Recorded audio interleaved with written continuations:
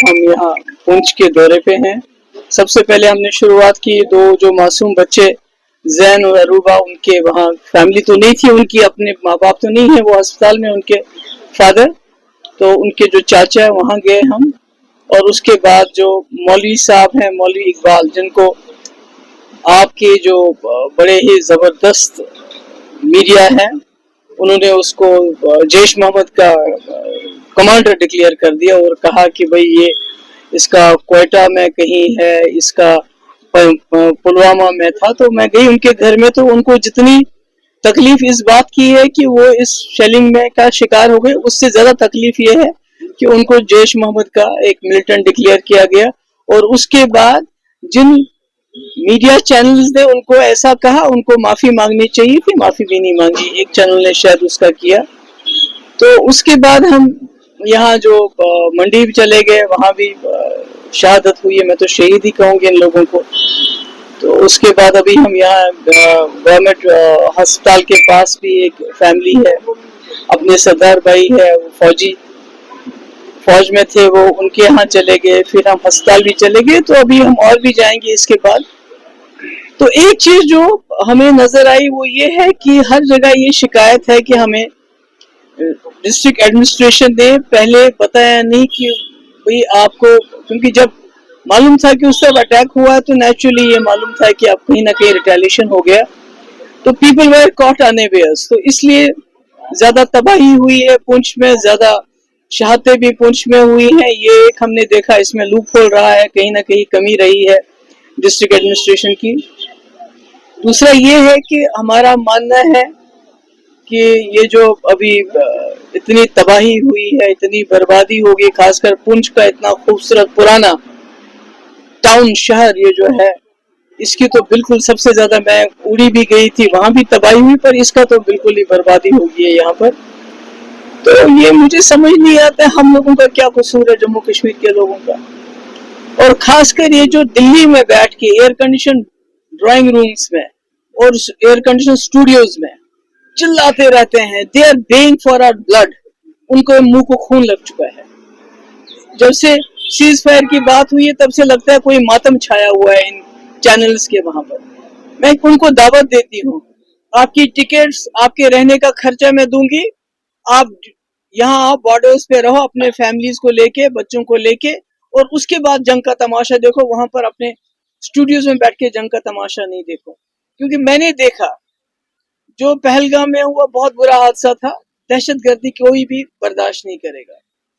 مگر جتنا in media channels نے ماحول بنایا جنگ کے لیے، مجھے سمجھ نہیں آتی why they are so bloodthirsty. یہ دیکھتے نہیں کہ ہمارے بچے، ہماری عورتیں، ہمارے لوگ جن کا کوئی لینا دینا نہیں جنگ کے ساتھ، وہ کس طرح یہاں، کس طرح گھر اجڑ گئے ہیں، بربادی ہو گئی ہے. کہاں سے بنائیں گے؟ زندگی بھر لوگوں نے پیسہ خرچ ہے. ایک تو ان کو جو ہے ڈکلیئر کیا جانا چاہیے شہید ہے، یہ تو اس میں تو کوئی شک نہیں ہونا چاہیے، بیکاز نہتے لوگ تھے، معصوم لوگ تھے. ان کا نہ جنگ سے لینا نہ دینا، نہ انہوں نے جنگ شروع کی، نہ ان کی مرضی سے جنگ ہوئی. دوسرا یہ ہے کہ جو مکان ڈسٹروائے ہوئے ہیں، کم سے کم 50 لاکھ روپے ملنا چاہیے. جو بالکل تباہ ہو گئے ہیں، جن کا ریپیئر ہے ان کا بھی اس کا کم سے کم 50% ملنا چاہیے. اور جتنے بھی ہمارے لوگ شہید ہوئے ہیں ان کو ایک جاب ملنی چاہیے. کم سے کم اتنا تو مجھے لگتا ہے، اتنا تباہی کے بعد کم سے کم یہاں کے جو لوگوں کو اتنی مصیبت دیکھنی پڑی، کیونکہ گھر میں کوئی نہیں ہے، غریب لوگ ہیں، بے بس لوگ ہیں. جو گھر کا کمانے والا تھا وہ چلا گیا، تو اب کون کہے گا؟ ابھی میں نے دیکھا یہاں جہاں میں گئی، چھوٹے چھوٹے 2 بچے ہیں، یہ جو سردار بھائی ہیں ہمارے، 2 چھوٹے چھوٹے بچے ہیں، اس کے ایک بیٹا اور بیٹی، تو کون کمائے گا ان کے لیے؟ تو میری سرکار سے یہی گزارش ہے کہ اس میں ان کو بڑی اچھی طرح سے ریہیبلیٹیشن پیکیج ہونا چاہیے. اور کئی جگہ میں سرن کوٹ میں گئی تو مجھے وہاں شکایت آئی کہ جن کا انشورنس ہے ان کو جے کے بینک انشورنس کہتا ہے یہ جنگ تھی، وار کام انشورنس. تو یہ کیا کمال ہے، یہ کیسے چلے گا؟ تو باقی جہاں تک آپ جانتے ہیں کہ میں جب سے یہ شروع ہو گیا، میں نے پہلے دن سے بولا ہے، جنگ کسی مسئلے کا حل نہیں ہے. کیونکہ جب جنگ ہوتی ہے تو یہ شروع تو ہو جاتی ہے، پر اس سے حاصل کچھ نہیں ہوتا ہے، بلکہ دونوں طرف کی ہار ہو جاتی ہے. کیونکہ मासूम लोग दोनों तरफ से मारे जाते हैं।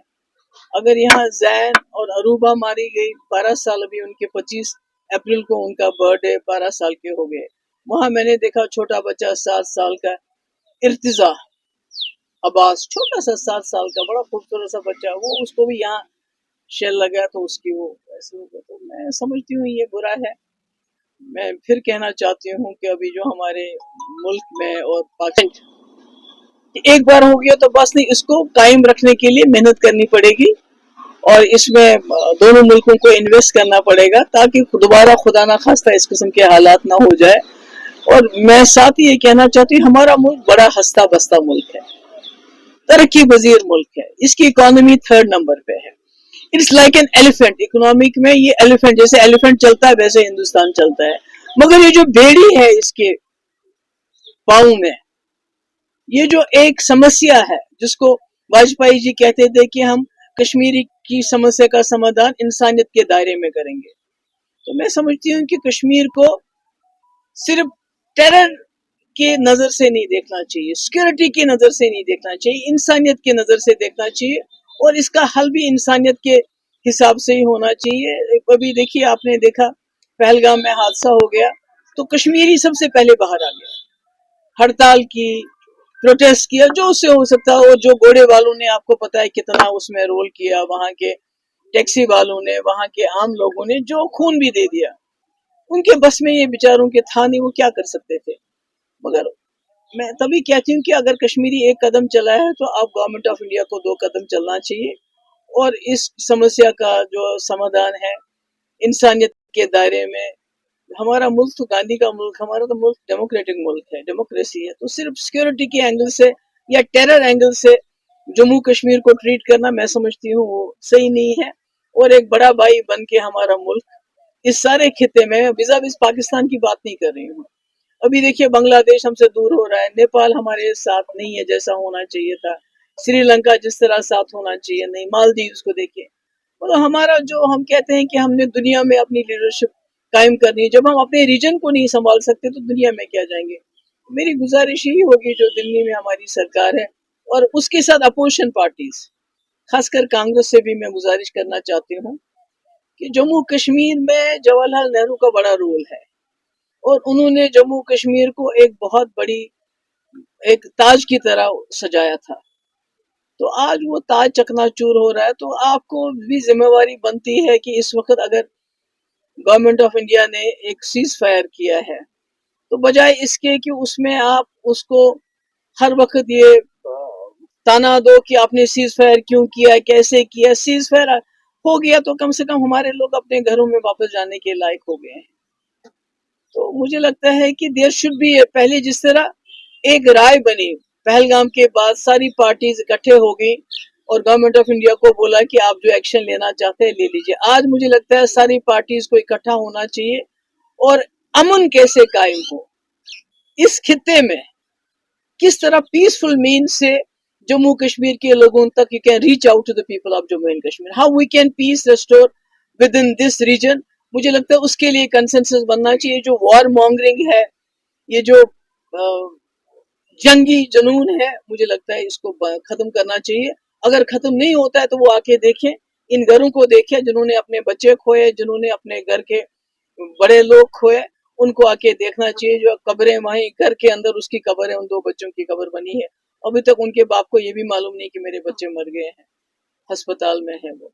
तो ये इतनी बड़ी ट्रेजेडीज हैं, तो मुझे लगता है कि इन ट्रेजेडीज को आगे के लिए अवॉइड करने के लिए ऐसा ना हो, मुझे लगता है हमारे मुल्क को एक पेशरफ्त करनी पड़ेगी और अमन का रास्ता ढूंढना पड़ेगा। जंग से तो कुछ हासिल नहीं होता है, तो इसमें क्या मैं बताऊं अब। और मुझे बताओ कि ये जो लोग हमारे मारे गए, इनका क्या कसूर था, बताओ मुझे। अगर कोई उनको मारा हो तो मैं बोलूं कि हाँ कुछ हो गया। ये भी जान नहीं, देखिए मैंने सुना नहीं, पीएम साहब को मैंने सुना नहीं, हो सकता है कि अभी पूरे मुल्क में बहुत वो एक टेंशन की सिचुएशन थी, बाकी थी, तो कभी कभी ये स्लिप भी हो जाता है। मगर ये सही है कि जितनी बर्बादी पुंछ में हुई है, मतलब इंसान का दिल दहल उठता है। ये जो घरों में अंदर आके गोले गिरे हैं, और सबसे ज्यादा कैजुअलिटीज तो पुंछ में हुई है, और उसमें खब्स खब्स ये जो बच्चे 12 साल के ट्विंस, تو دل دہل جاتا ہے انسان کا. تو یہ مجھے معلوم نہیں کہ کیوں وہ مس ہو گیا.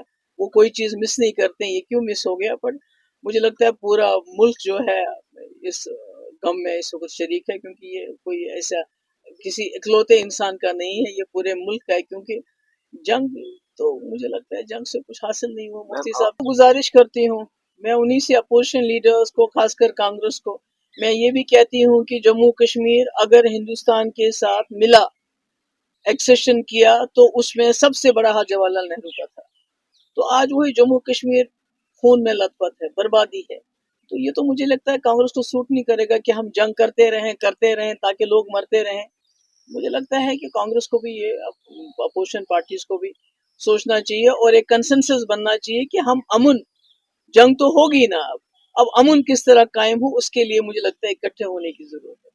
اراکوٹ کنسٹرکشنز ہے آپ کے ڈریم ہوم کے لیے پرفیکٹ پلیس. نیا گھر بنا رہے ہیں یا کر رہے ہیں گھر کی رینوویشن, تو پھر اراکوٹ کنسٹرکشن سے بہتر کوئی جگہ نہیں. یہاں ملتی ہے لیٹسٹ ٹائلز, سینیٹری اور ہارڈ ویئر آئٹمز کی وشال کلیکشن. اراکوٹ کنسٹرکشنز بنا کر دیتے ہیں آپ کے گھر کا فری 3D ویو, وہ بھی آپ کا من پسند. فری ڈلیوری کے ساتھ آپ کی ضرورت کی ہر چیز ایک ہی جگہ پر, کیونکہ ہم ہیں جموں کشمیر کا سب سے بڑا شو روم. صرف شاندار پروڈکٹس ہی نہیں, ہر خرید پر فری گفٹس بھی, اور لکی ڈراپ میں اسکوٹی, موٹر سائیکل آدی انیہ بڑے انعام جیتنے کا موقع بھی. اراکوٹ, جہاں ہر خریداری بنتی ہے ایک خوشی بھرا انوبھو. اراکوٹ کنسٹرکشنز صرف پروڈکٹس نہیں, ایک بھروسہ, ایک انوبھو ہے. آج ہی آئیں اور اپنے سپنوں کا گھر سجانا شروع کریں. ہمارا پتہ ہے اراکوٹ کنسٹرکشنز, سرور اڈا, بڑی برہمنا, جموں. جموں کشمیر کی خبروں کے لیے جڑے رہیے GK اپڈیٹ کے ساتھ.